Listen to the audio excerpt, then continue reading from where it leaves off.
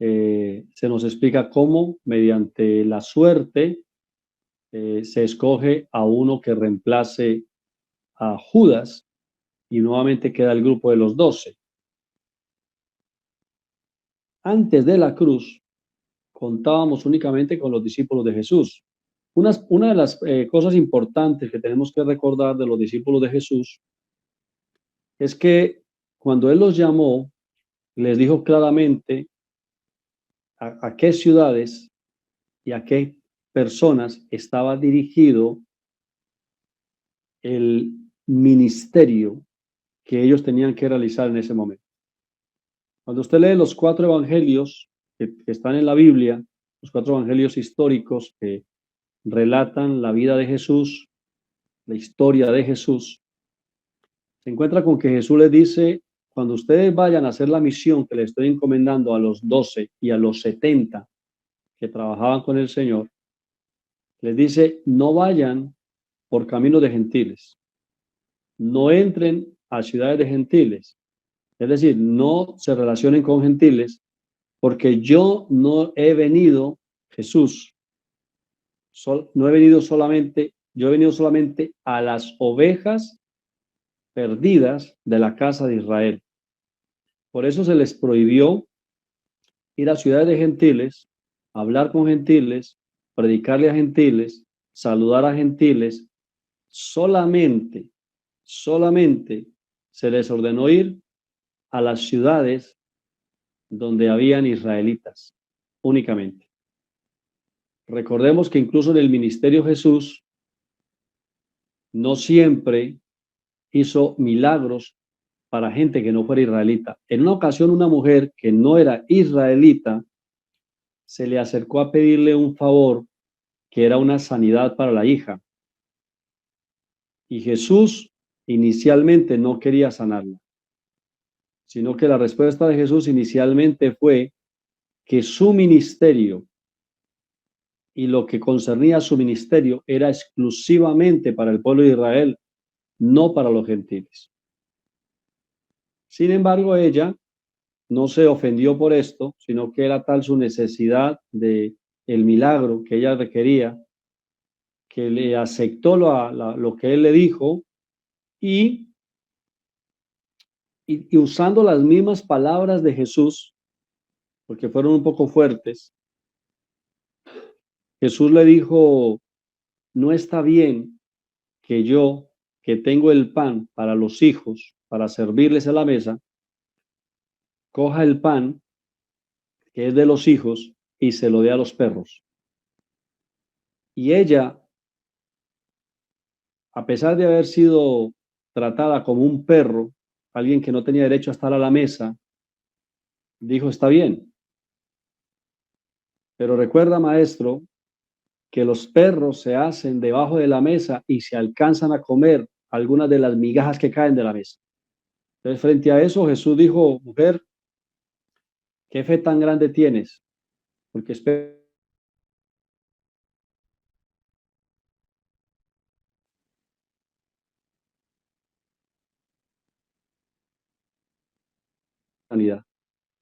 Es decir, los discípulos no fueron enviados a las naciones del mundo.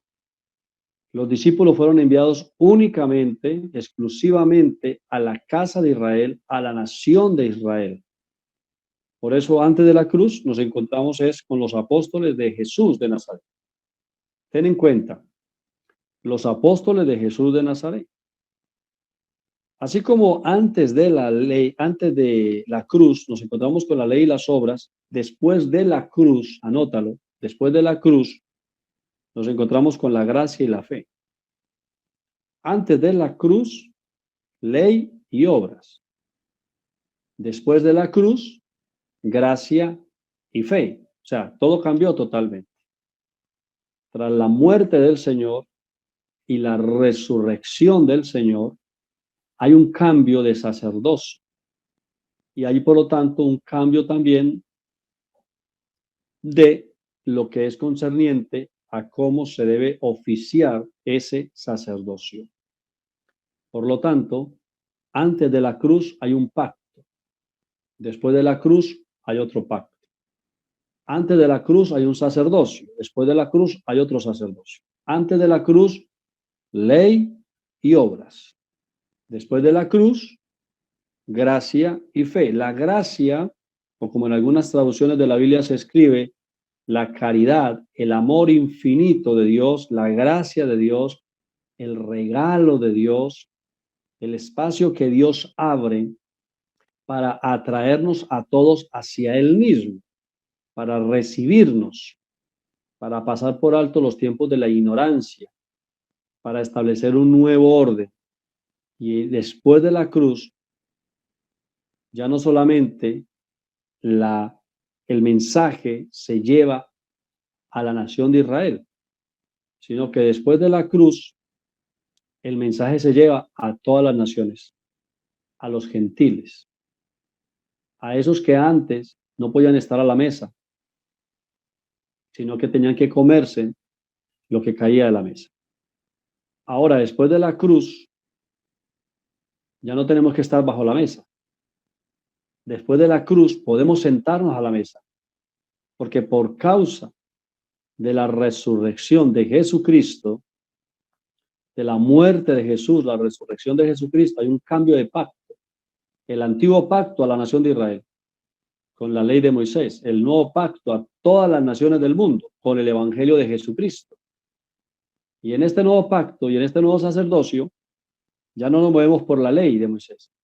Esa solamente fue para la nación de Israel y terminó con Cristo. Ahora la iglesia y las naciones que generalmente llamarían gentiles, ahora nosotros nos relacionamos o nos comunicamos con Dios es mediante la gracia y mediante la fe. Me parece maravilloso, maravilloso realmente, la gracia y la fe. Ya no por obras, ya no ley, sino gracia.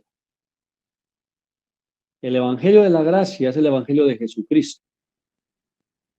Y ya no es por obras, sino que es por fe.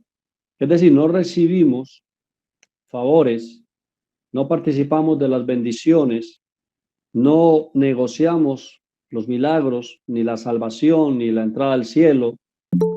No estamos nosotros negociando, sino que estamos aceptando, estamos recibiendo totalmente todo el beneficio por fe. Hay varias definiciones de fe en la Biblia, ¿no? Fe, la certeza de lo que se espera, la convicción de lo que aún no se ve, pero ya está uno convencido. La fe, hemos aprendido que tiene nombre y es una persona, y si uno se asegura de estar en esa persona, de tener comunión con esa persona, pues está donde está la fe, que fue lo que descubrió el apóstol Pablo en Gálatas, capítulo 2, versículo 20, donde él dice, ya no vivo yo, o sea, ya no está el hombre natural gobernando, dirigiendo, haciendo las cosas de acuerdo a un pacto anterior, sino que ahora vive Cristo en mí, la fe. Así que lo que ahora yo vivo, no lo vivo basado en las obras, tratando de cambiar, canjear con Dios, sino que lo vivo en la fe de Cristo. Gracia y fe. Antes de la cruz, ley y obras. Después de la cruz, gracia y fe. Mire, el apóstol dice, escribiendo lo que el Espíritu Santo le dicta en la carta a los Romanos, capítulo 1, versículo 17, dice, el justo vive su vida de principio a fin por la fe. De principio a fin por la fe. Aceptamos lo que Dios dice que es. Creemos lo que Dios dice y le damos un sí rotundo a lo que Dios ha dicho. Aceptamos que Dios nos ha hecho salvos, aceptamos que en Cristo estamos bendecidos y completos, aceptamos que somos cabeza y no cola, que estamos arriba y no abajo, aceptamos que el Señor ha destruido los enemigos, aceptamos que la vida eterna está en Cristo, en el Hijo, aceptamos todo lo que dice el nuevo pacto, la nueva alianza, todo lo que ganó el Señor con la muerte y con la resurrección.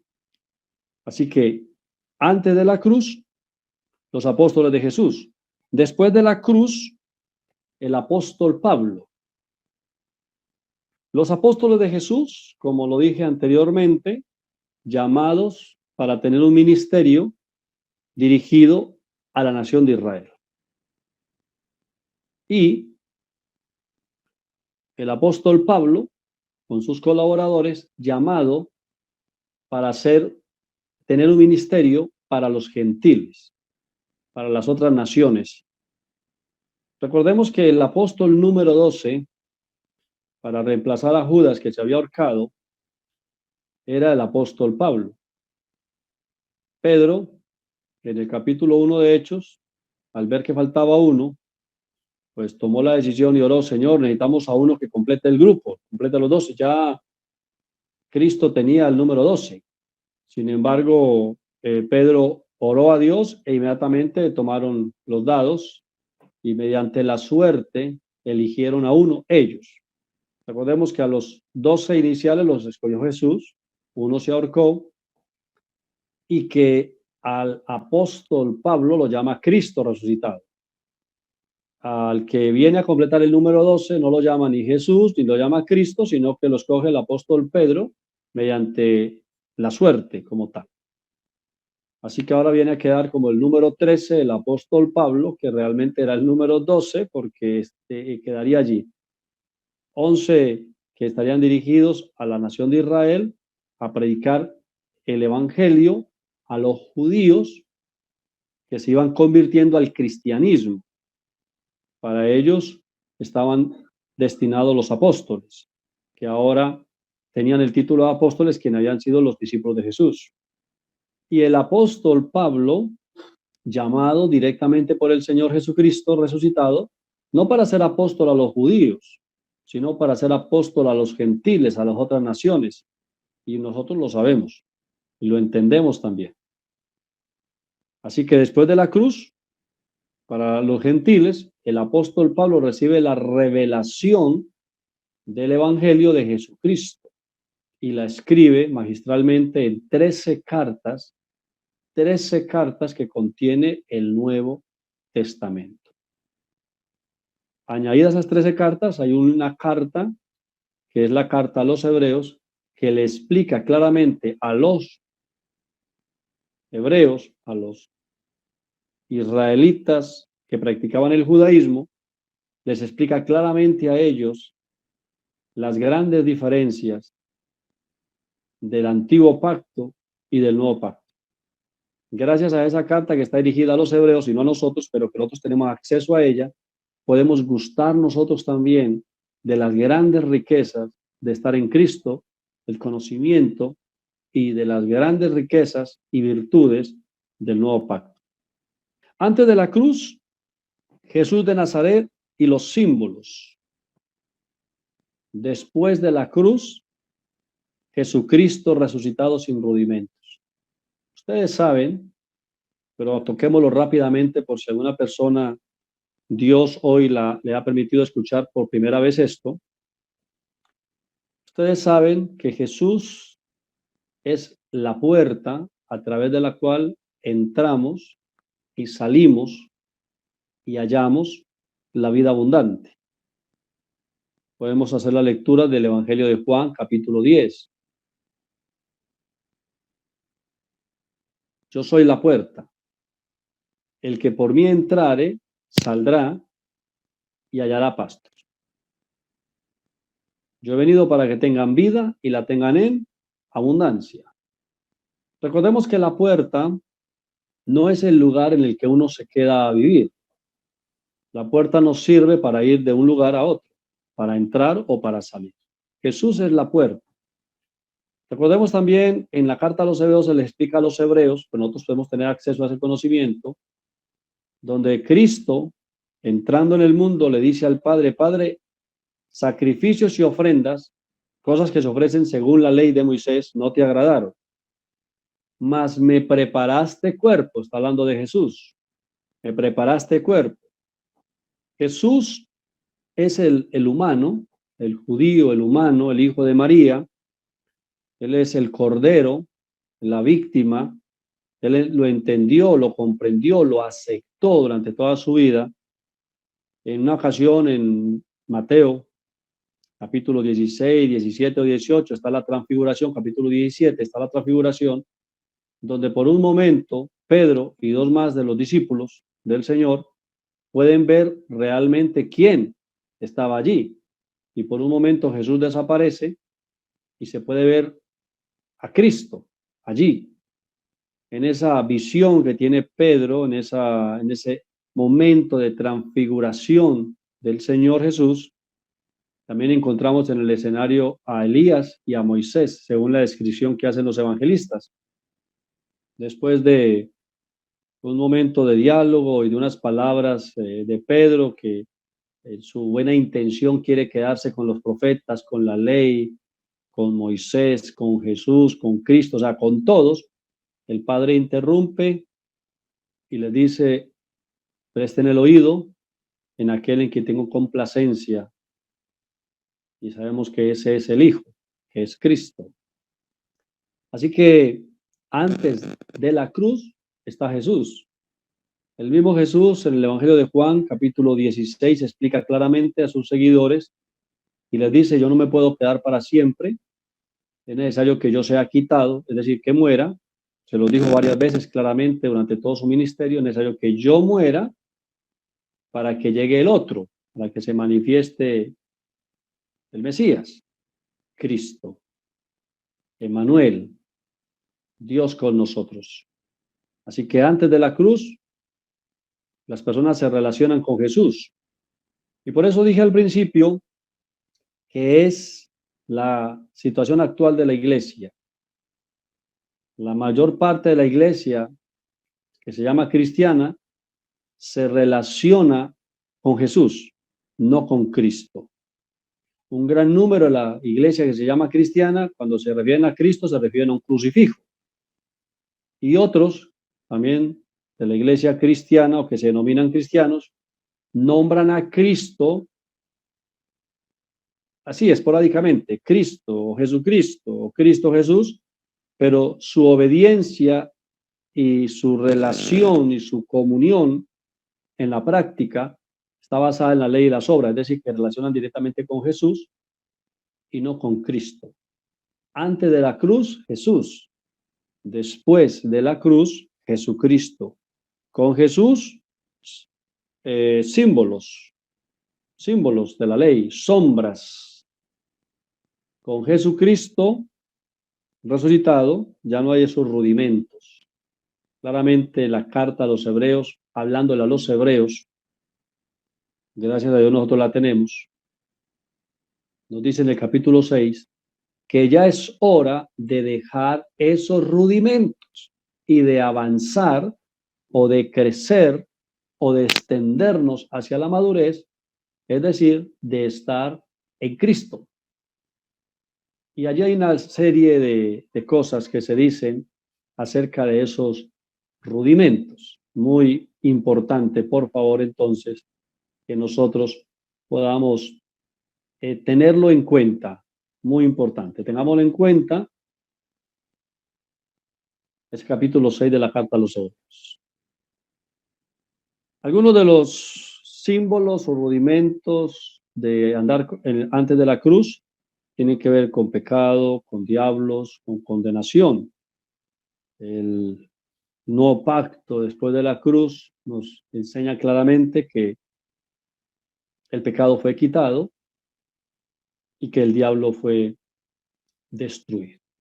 Dos expresiones que son una verdad en Cristo y el nuevo pacto, pero que escandalizan aún el día de hoy a cualquier persona que camina antes de la cruz y que solo está en Jesús y no en Cristo.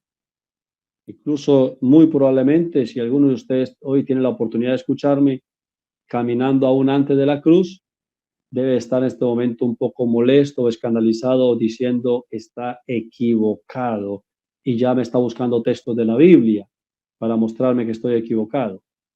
Una de las grandes riquezas de quienes caminamos en el nuevo pacto y en Cristo es entender esa verdad espiritual, gloriosa y maravillosa. Quiero compartir con ustedes algunos textos. Esta es la introducción que hacemos hoy al estudio de un antes y de un después de la cruz. Tener este conocimiento pues nos ayuda a reinar en vida, nos ayuda a disfrutar el evangelio, a disfrutar la común unión con el Padre. Nos ayuda tener este conocimiento a no dejarnos mover fácilmente por cualquier viento de doctrina que quiera levantarse y movernos de la forma en que estamos pensando. Tener este conocimiento nos permite acceder a las bendiciones y vivir una vida humana mejor, una mejor condición de vida humana gracias a este conocimiento, porque ya no hay que estar peleando, ya no hay que tener una conciencia de pecado, ya no andamos atemorizados, sino que entendemos que somos una nación espiritual, un reino espiritual, un cuerpo espiritual bendecido que le agrada a Dios. Y que lo natural, en aquellas cosas que son manifestaciones u obras carnales en nosotros, tenemos un firme y serio compromiso de hacer morir lo terrenal en nosotros. Y eso se hace morir oído, no mortificando la carne, o sea, el cuerpo. Eso también está claro, se entiende en el nuevo pacto. Esos apetitos y esas obras de la carne se hacen morir es aplicando el conocimiento del Evangelio del Reino. Lo otro que usa la iglesia, que es mortificar el cuerpo, sacrificar el cuerpo, humillar el cuerpo, aunque tienen entre nosotros la apariencia de humildad, de duro trato del cuerpo, de santidad incluso, tienen poco valor, poca eficacia contra los apetitos de la carne. Antes y después de la cruz. La muerte del Señor y la resurrección del Señor en la cruz determinó grandes cambios de pacto y de ley. Vamos a tocar el primero hoy. Usted se va a enriquecer allí con esa palabra, la va a poder meditar y degustar y daremos por terminado el encuentro de esta mañana. Quiero invitarles para que por favor abran sus Biblias en el libro o en la carta a los Romanos, capítulo 5, versículo 12. Allí donde está haciendo las anotaciones, los textos, abra por favor entonces su Biblia en Romanos, capítulo 5, versículo 12, y leamos. Anota allí por favor que antes de la cruz había pecado y pecadores. Romanos capítulo 5, versículo 12. Anótalo, por favor. Dice la palabra: por tanto, como el pecado entró en el mundo por un hombre, y por el pecado la muerte, así la muerte pasó a todos los hombres, por cuanto todos pecaron. Antes de la cruz, en el mundo había pecado y pecadores. Recordemos, y el texto es muy hermoso, a mí me gusta mucho este texto por eso, porque nos dice claramente que el pecado entró en el mundo y nos dice por quién entró el pecado en el mundo.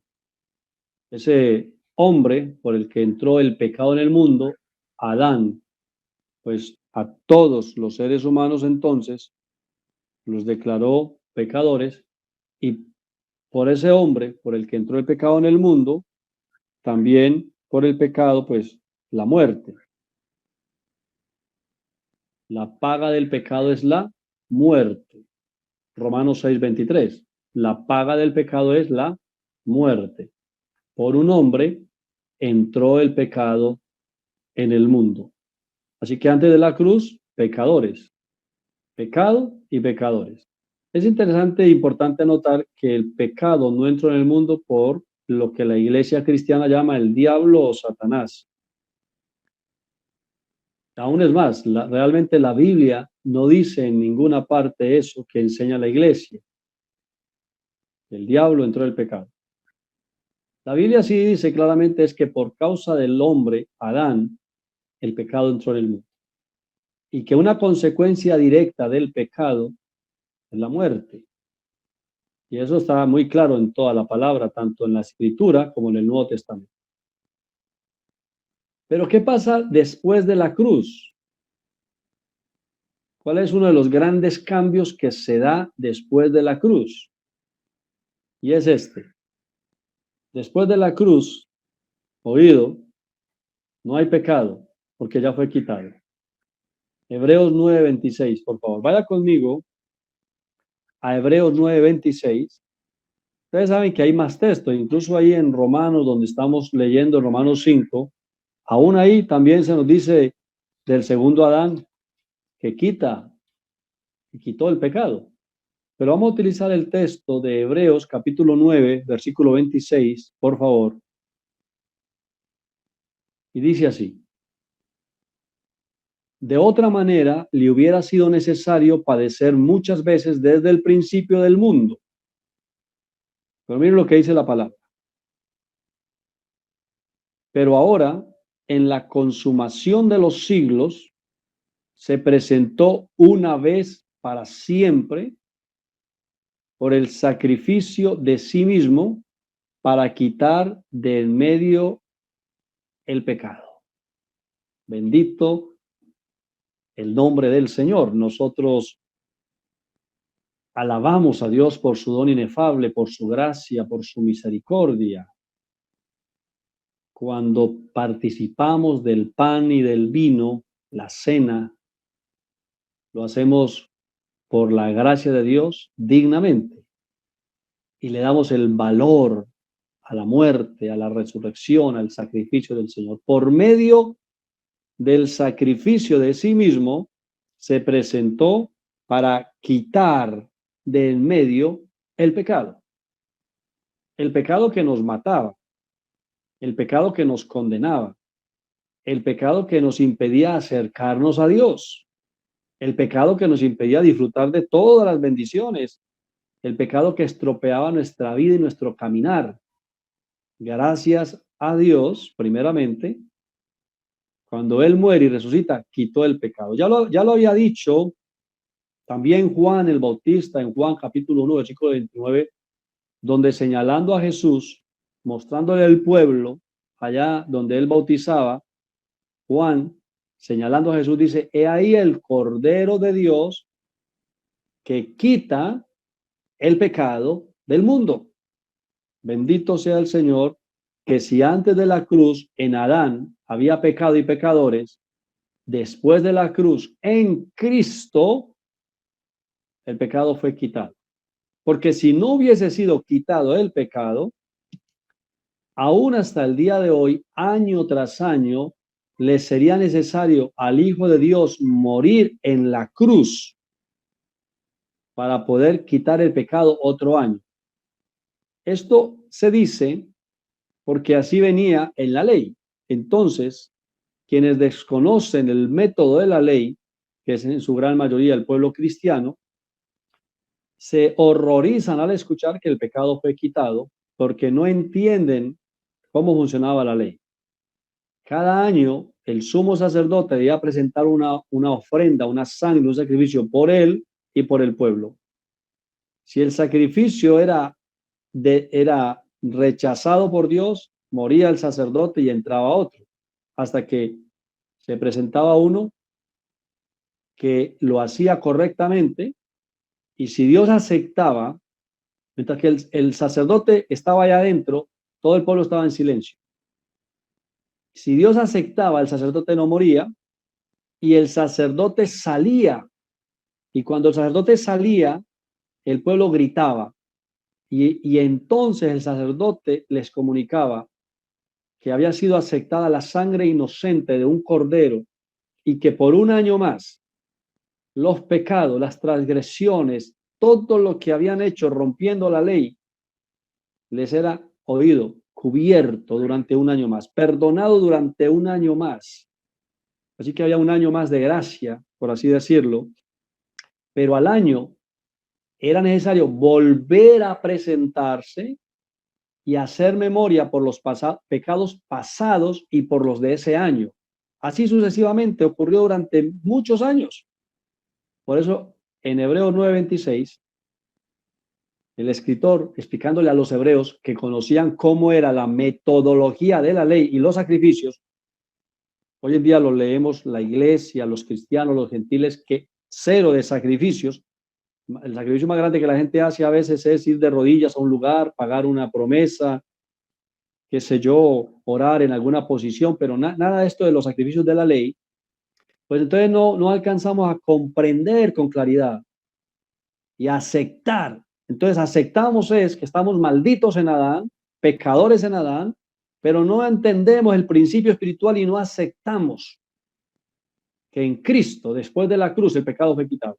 Y que la razón por la que fue quitado es porque Jesús murió una sola vez y para siempre, porque si la sangre de los animales cubría durante un año los pecados del pueblo, la sangre del Hijo de Dios, la sangre de Jesús en la cruz, la sangre de Cristo inmolado en la eternidad, quitó, no cubrió, quitó el pecado de una vez y para siempre. Bendito el Señor, bendita su palabra, bendita su gracia, bendito su reino y bendita esta buena y maravillosa noticia, esta buena nueva del Evangelio de Jesucristo.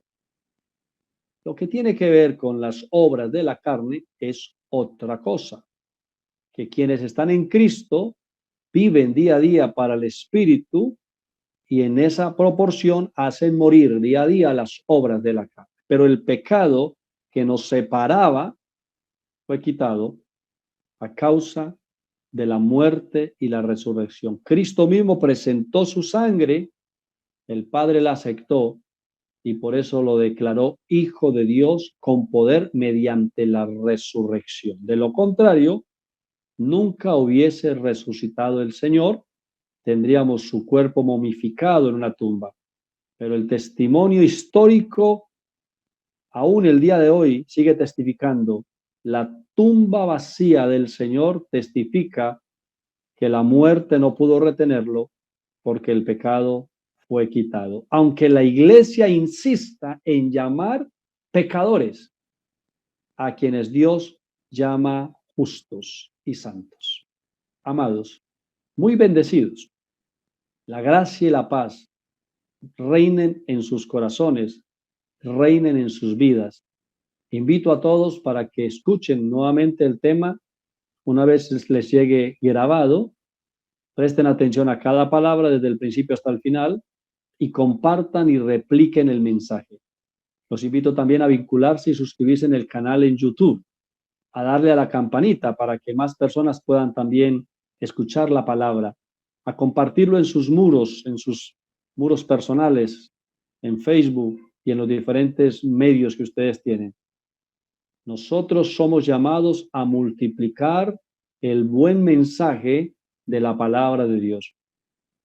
Mi nombre es John Jairo Soto, pastor por la gracia de Dios, de la Iglesia y el Ministerio Cristiano Vínculo Perfecto, con sede principal en la ciudad de Pereira. Saludos para los santos en Popayán, saludos para los santos en la ciudad de Cali, saludos para los santos en las diferentes ciudades donde nos escuchan, donde oyen la palabra, algunos lugares en Europa, algunos lugares en la parte norte de América, algunos lugares en Sudamérica. Para todos, gracia, gracia, gracia y paz. Recuerden, ustedes están bendecidos con toda bendición y como lo dije al principio, a veces sin truenos, y sin nubes y sin lluvia, aún así, siguiendo la estrategia de Dios, ustedes pueden vencer a cada uno de sus enemigos porque pueden hacerlo y lo pueden hacer porque ustedes están en Cristo. Hasta una próxima oportunidad. Gracia y paz. Bendiciones.